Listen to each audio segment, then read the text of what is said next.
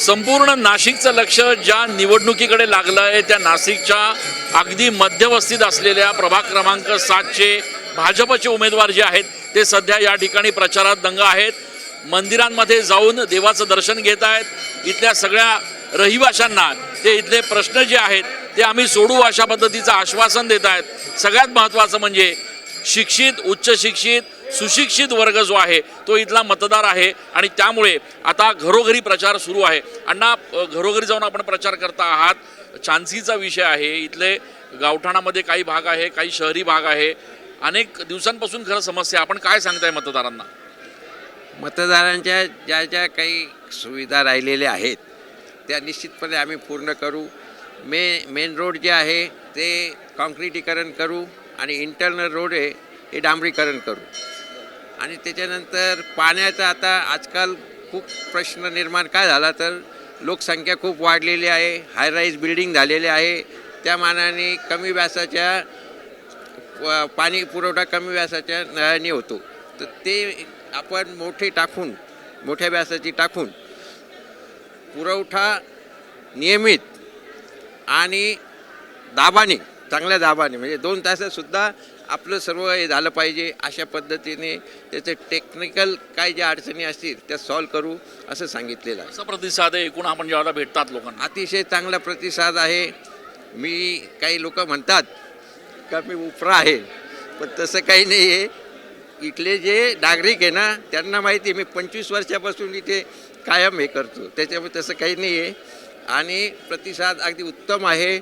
आमचे 4ही पण उमेदवार हे निवडून येतील आणि फक्त निवडून येणार, चांगल्या मताने निवडून येतील असं मला आणि सर्वांना कॉन्फिडन्स आहे. आणि आमचे जे नागरिक आहेत त्यांना पण कॉन्फिडन्स आहे. गौरीताई, अनेक वर्ष तुम्ही इथलं प्रतिनिधित्व करत आहात. स्थायी समिती सभापती आपण राहिलेला आहात. एक सुशिक्षित वर्ग खरं तर इथला मतदार आहे.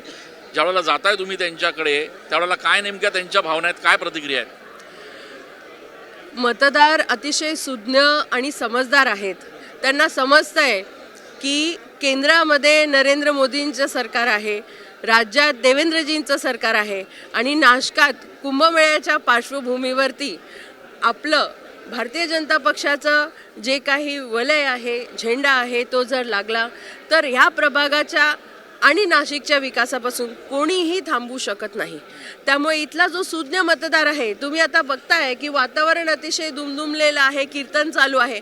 म्हणजे आम्हाला यायला थोडा उशीर झाला तर नागरिकांनीच पूर्ण रॅली डोक्यावर घेतली आणि पूर्ण परिसर त्यांनीच पिंजून काढला आमच्यासाठी. याच्यापेक्षा जास्त अजून भाग्य काय असू शकतं? आमच्या चौघांचंही हे भाग्य आहे की हे सगळे आमचे ज्येष्ठ नागरिक एवढ्या तळमळीने आमच्यासाठी सगळे प्रयत्न करताय. तब्येत बरी नसून सुद्धा गिरीश महाजनांनी व्हिडिओ कॉन्फरन्सिंगद्वारे इथल्या मतदारांशी संवाद साधला.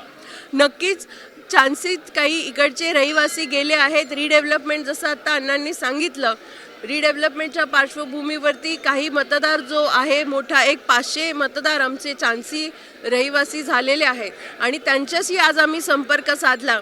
तिथे गेल्यानंतर त्यांचे जे बेसिक प्रश्न आहेत, गेल्या पावसाळ्यामुळे जे रस्ते अतिशय दुरावस्था झालेले आहेत आणि त्यांना गंगापूर रोडवरती राहण्याची सवय आहे, तर अर्थातच त्यांच्या ज्या मागण्या आहेत त्या एक सुजाण नागरिकांसारख्या आहेत आणि त्या पूर्ण करण्यासाठी गिरीश भाऊंनी आज शब्द दिलेला आहे आणि तो आम्ही निश्चित पूर्ण करू. आम्ही कटिबद्ध राहू त्यासाठी. शिवसेनेच्या नेत्यांशी थेट तुमचं फाईट आहे इथे या ठिकाणी. तुम्ही देखील अनेक वर्षांपासून प्रतिनिधित्व करतायत. काटेकी टक्कर वाटतीये का तुम्हाला वन साईड मॅच वाटते? हे बघा, समोर कोण आहे याचा भारतीय जनता पक्षाचा कार्यकर्ता कधीही विचार करत नाही. आणि मला असं वाटतं की महानगरपालिकेचा नगरसेवक हा नेता नसतो, तो कार्यकर्त्याचा पिंड असलेला जर असेल तर त्याला जास्त प्राधान्य दिलं जातं याचं मला पूर्ण गॅरंटी. कारण इथलं मतदार ताईंनी सांगितल्याप्रमाणे अतिशय सुज्ञ आहे. तुम्हाला इझिली ॲक्सेसेबल असलेला उमेदवार नगरसेवक हा लोकांना हवासा असतो. कारण माझ्या बाबतीत म्हणाल तर मला सकाळी 7 वाजेपासून माझे फोन खणखणत असतात आणि मी विविध लोकांच्या ज्या काही समस्या असतात त्या सोडवण्याचा प्रामाणिकपणे प्रयत्न करत असतो. मला आपल्या माध्यमातून हे सांगावं असं वाटतं की आमचा कार्यकाल संपून 4 वर्ष झाला तरी आमच्या इथे कुठल्याही नागरिकाला असं आम्ही जाणवू दिलं नाही की तुमच्याकडे लोकप्रतिनिधी नाही. प्रशासनाकडे आमचा काटेकोर पाठपुरावा करून आम्ही सगळ्या नागरी सुविधांची कामं नियमित करत आलेलो आहोत.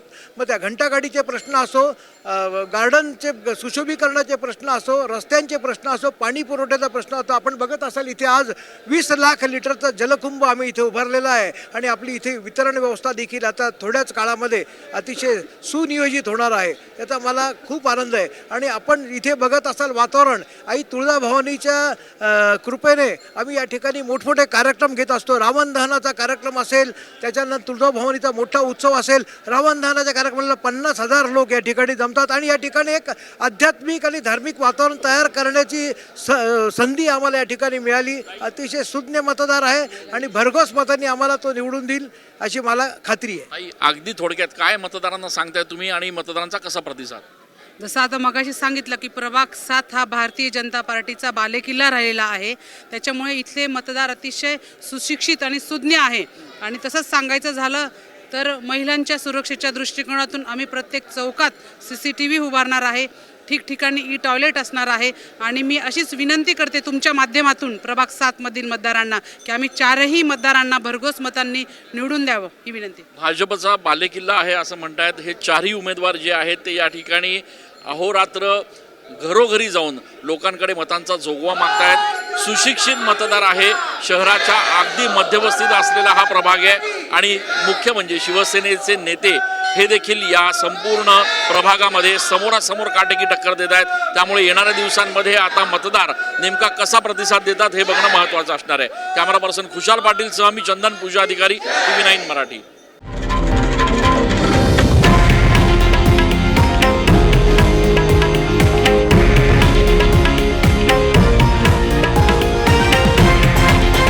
हे आहे देशातील नंबर 1 न्यूज नेटवर्क आणि आपण पाहत आहात TV9 मराठी, एकमेव.